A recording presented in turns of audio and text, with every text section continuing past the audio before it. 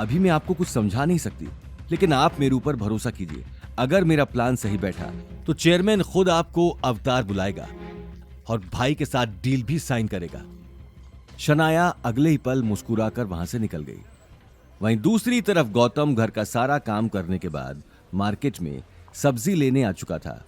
Market पहुंचते ही उसे अभिनव का कॉल आ गया। उसने अगले ही पल कार साइड में खड़ी कर दी और कॉल उठा लिया। Yes mister Abhinav. Sir sorry to disturb you, लेकिन यहाँ आपकी सिस्टर इन लॉ आई हुई है और आपसे बात करना चाहती है। मेरी सिस्टर इन लॉ? कौन है और क्या नाम है उसका? सर इनका नाम शनाया है और इन्हें आपसे बहुत जरूरी काम है। शनाया? गौतम अभिनव से पूरी बात जान लेता है कि शनाया ने ऑफिस में ये बात कही है कि मिस्टर राठौड़ उसकी बहन को पसंद करते हैं और उसे अपनी बहन से रिलेटेड कुछ अर्जेंट बात करनी है राठौड़ जी से। गौतम को समझ नहीं आ रहा था कि ये शनाया का कोई खेल है या उसे सच में कुछ पता चल गया है, पर वो वजह जानने का रिस्क नहीं ले सकता था। उसकी सच्चाई वो सही वक्त पर खुद अवनी को बताना चाहता था और आज सही वक्त बिल्कुल भी नहीं था।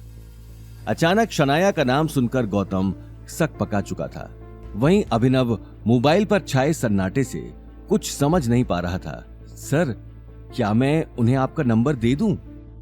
नहीं, उसे नंबर मत दीजिए। अगर कुछ जरूरी काम ही है तो मेरा मिलना ही ठीक रहेगा। आप एक काम कीजिए, उसे आज शाम 7:30 बजे कैफे शीश महल आने के लिए कह दीजिए। मैं यहाँ से जाते हुए उससे भी मिल लूंगा। Okay sir. अभिनव ने अगले ही पल कॉल काट दिया। वहीं कॉल कटते ही गौतम गहरी सोच में पड़ चुका था। उसे कहीं ना कहीं अपनी सच्चाई सभी के सामने आ जाने का डर था।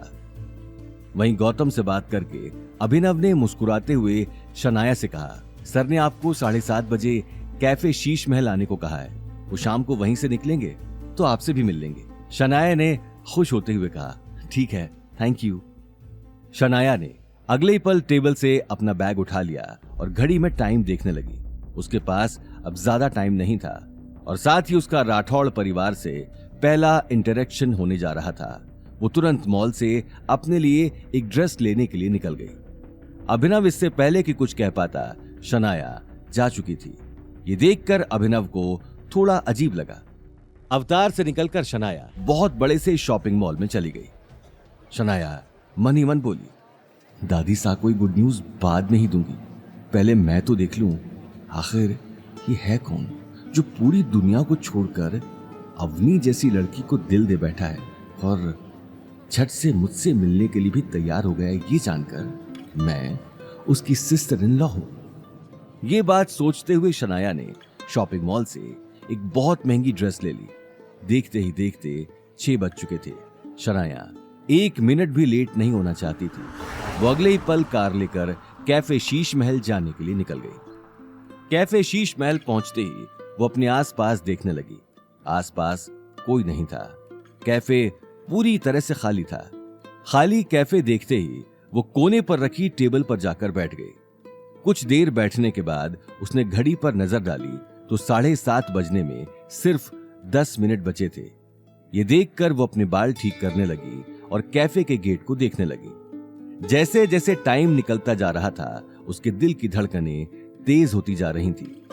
बाल ठीक करते ही उसे दरवाजा खुलने की आवाज सुनाई दी। उसने घड़ी में देखा 7:30 बज चुके थे। उसकी आंखों में गहरी चमक साफ दिखाई दे रही थी। वो अगले ही पल मुस्कुराते हुए चेयर से उठकर खड़ी हो गई, लेकिन गेट खुलते ही उसे पीठ किए हुआ एक आदमी दिखाई दिया जो चारों तरफ से कैफे को देख रहा था। शनाया ये देखते ही उसके पास चली गई और उस शख्स के कंधे पर हाथ रख दिया, लेकिन उस आदमी की शक्ल देखते ही उसके पैरों तले जमीन खिसक गई। सामने गौतम खड़ा था। शनाया अपने आप से चौंक कर बोली, क्या गौतम राठौड़ परिवार से? नहीं, ऐसा नहीं हो सकता। इस फटीचर आदमी की तो सुमेर पैलेस में झाड़ू लगाने की भी औकात नहीं है। ये कैसे? मैं भी क्या सोच रही हूं। वहीं दूसरी तरफ शनाया को हैरान देखकर गौतम को भी कुछ न कुछ गड़बड़ी का अंदाजा हो चुका था। आगे की कहानी जानने के लिए देखिए अगला एपिसोड सिर्फ पॉकेट एफएम के यूट्यूब चैनल पर और रॉयल वारिस के सारे एपिसोड्स को सुनने के लिए डिस्क्रिप्शन में दी लिंक से डाउनलोड करें पॉकेट एफएम ऐप।